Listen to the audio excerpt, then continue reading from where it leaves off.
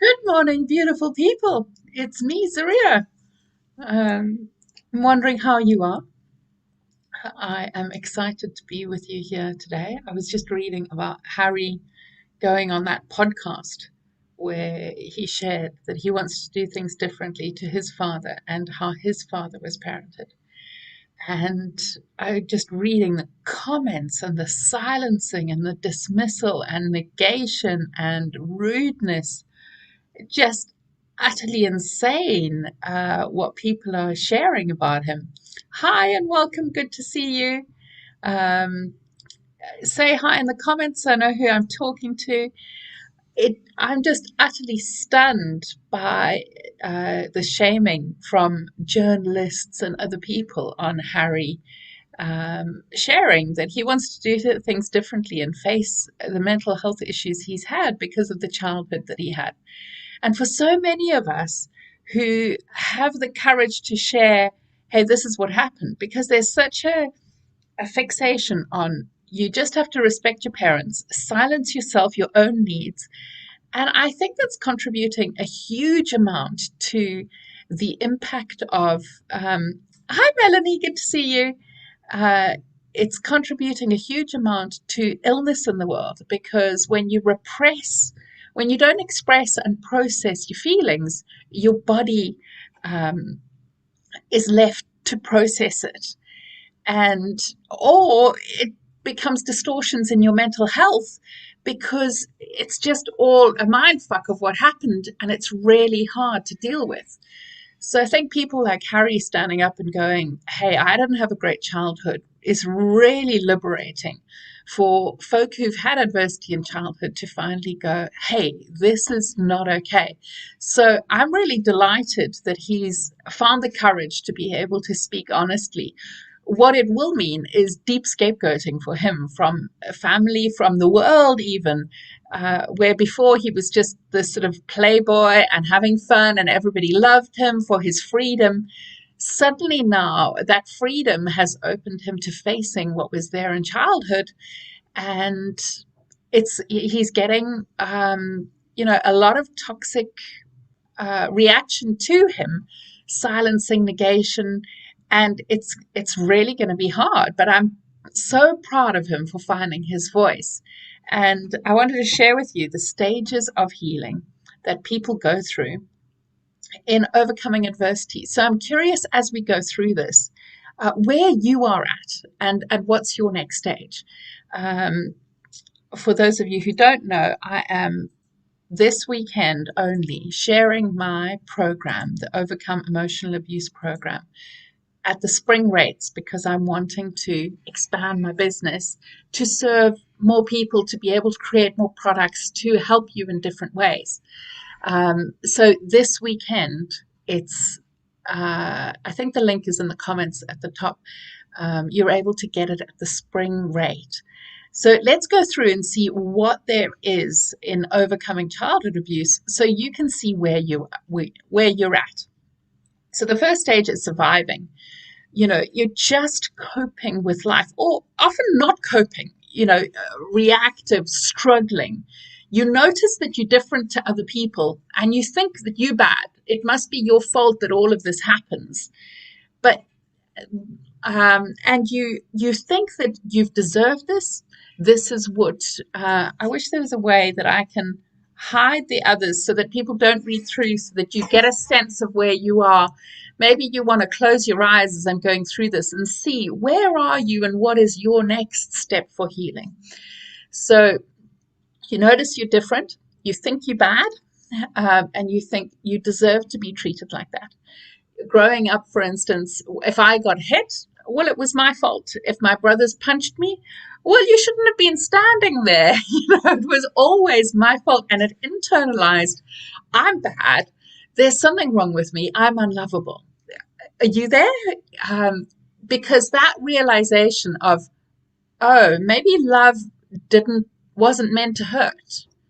That's the step that you want to get to. Love wasn't meant to hurt. Um, then the next step is awakening, where you know that you're not bad. You know that you're living the impact of the abuse. I was working with a client doing brain spotting last week or the week before, and I said to her, it's not your fault. And had you grown up in a secure environment where people loved you, where you were treated with encouragement, care, validation, and empathy, you would not be feeling every day that everything was your fault. And she was like, but it is. And for me, it's deeply, deeply sad because, and I was laughing because it was just like the programming is so intense that it's your fault when you're growing up, that when you peel away those layers and you go, oh, this is the impact of abuse. And then you understand what abuse is. And you go, this is what abuse is. Emotional abuse is negating, shaming, ignoring, treating you like you're not interesting at all, mocking you, shaming you, belittling you, dismissing what you feel, telling you should just, if you don't stop crying, I'll give you something to cry about. Those sorts of things leave people feeling like they don't deserve goodness and empathy and love and care. And when you understand abuse, the system of abuse makes you feel that way about yourself. So you need to stop abusing yourself so that you don't feel that way anymore. So that's where the next stage is. Stage 3 that I've noticed over the 20 years that I've been working with people who've had abuse, you now want to stop the programming. And you're like, I know that abuse is what did that to me. So I want to stop the programming so that I don't repeat that to my own children, to myself, to my friends, to my partner. And at this stage, the step that you need to take is learning to get safe and calm. And when you can get safe and calm, then you can respond to others with love and care and goodness and cherishing. And if you've got any comments, ask in the comments, and I will come back to it in a bit once I've gone through this so that I can respond to you. If you know of anybody else who has gone through abuse and they're struggling with it, I'd love you to tag them or share this with them privately so that they can, or share it publicly if you are confident to do that. But do let them know about it so that they can see the steps that they are at. It took me a lot longer to work through this, and I want to be able to support people to get through these stages quicker, with more ease, with more tools and skills than it took for me, because it took me a long time. The next stage is processing. Now, the challenge with a lot of things like talk therapy is a therapist will go, right, so what's the problem? Let's just dive into it. And actually, it can be re-traumatizing, talking about issues that were deeply hurtful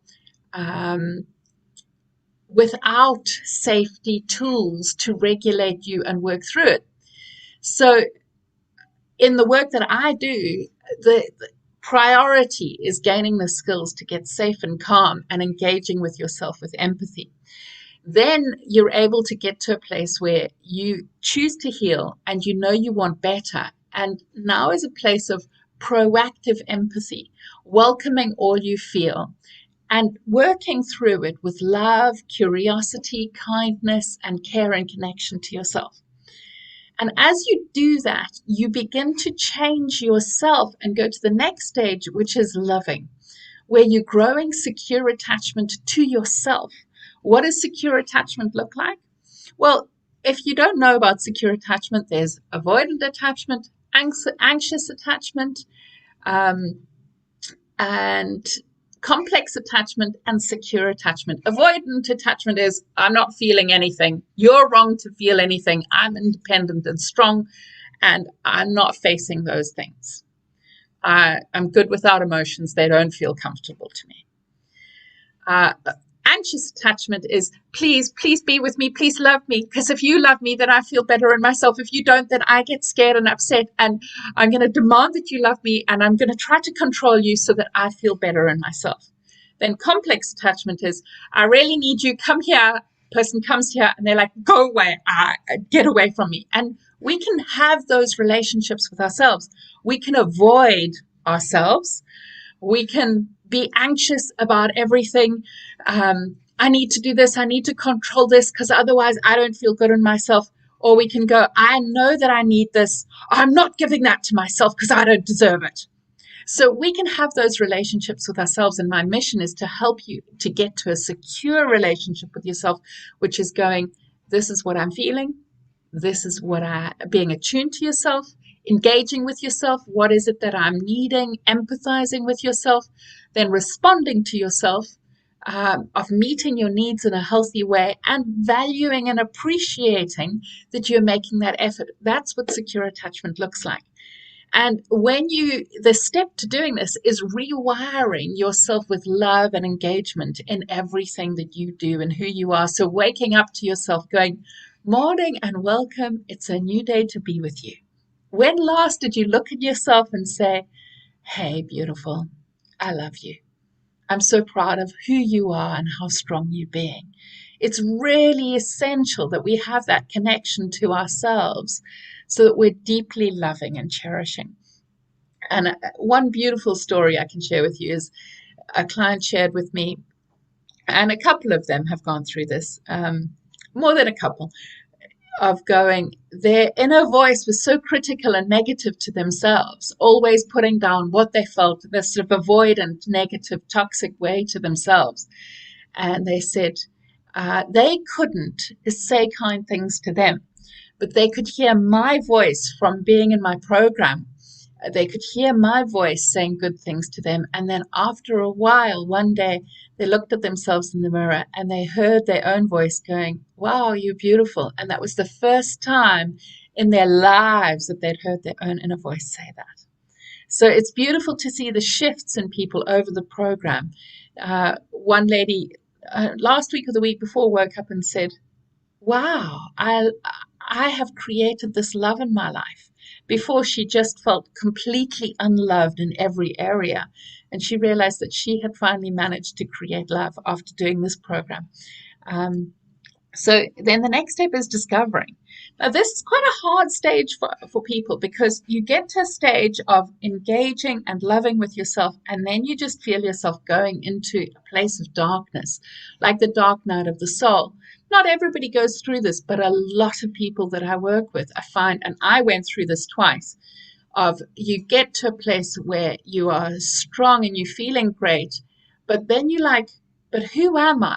Who am I without that? Who am I if I could thrive? And it just feels like really hard. And it's a very typical journey that people go through in healing. And then it wakes you up to, well, who do I choose to be? Who am I beyond the abuse? What if I had this secure basis? What would I create? What would I cause? What goodness would I cause in my life? And then finally it comes to creating and this authentic, purposeful living where you're sharing the gifts of who you are and living a life that you love. And I utterly want that for you. I'm just going to, if those of you who've just come on, I'm going to quickly run through. You start off going, I'm bad and it's all my fault. And then you wake up to, oh no, that was abuse. Then you process what is abuse, and you know that you're living the impact of abuse and it's not your fault. Then you go into, I'm going to stop the abuse to myself, to others, to my kids. I'm going to break the cycle. It's up to me. So you learn to get calm and safe in yourself. Then you choose to heal the past, the present, the future, every one of those, so that wherever you look, you can see your life with empathy and care and cherishing of who you are. Then you create the secure attachment to yourself where you are responsive, empathetic, loving, resourcing yourself so that you feel resilient and able to cope with whatever life throws at you.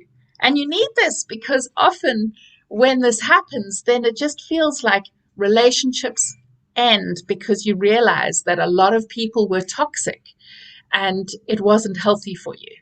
You realize that you've been people pleasing. You realize that There's so many people that you're in a toxic job or you're not living what your life is, and it just feels like so many things are falling away. And then you go, I get to choose. I'm the chooser in my life. I get to choose who I love, who I have around me, my work. And then you can create this authentic, purposeful living. Where are you at the start and you're flailing and it's hard? It's very, very hard to make those choices. So that's the journey that I help people take, that I help people go through. And wherever you're at in your journey, um, it's a challenging healing path, but it's so worth it. Whatever age you're at, Lucy, I really get that, I'm 47, and there are moments that I realize that I wake up and go, oh God, there I was stuck and struggling with that. And that was because of things that were triggered in my childhood. And I can so get that. But having the skills to be able to go through it and work through it is just so helpful, because then you feel empowered to overcome it. And for those of you who want to do it with a group where you are met, I'm just going to try and see if I can see the link to the program so that I can quickly show you. The program starts in July, and I am needing to increase the prices for to be able to employ some staff so that I can be freed up to be able to serve you more and create more mini programs. So that's my mission. And in order to do that, I need to put the cost up. But I didn't want to do that without giving other people the opportunity to invest at the old price. So I'll put the banner up there so that you can get the link if for those of you who want to sign up. And I'll quickly just show you a quick just run through of the, where is it there, of the program. So we have a Facebook group for it, for the community, which is small and intimate and loving. And then every week, so like I said, just like we went through in that process of the stages of abuse, each week we're going through one of those stages. So if you're at the first stage of where you're at, then for a while you'll be staying in the first week, going through getting safe and stable in yourself. The next week we look at psyche development, and you can see there are more videos on each side here. And all of this is available to you as you go through it.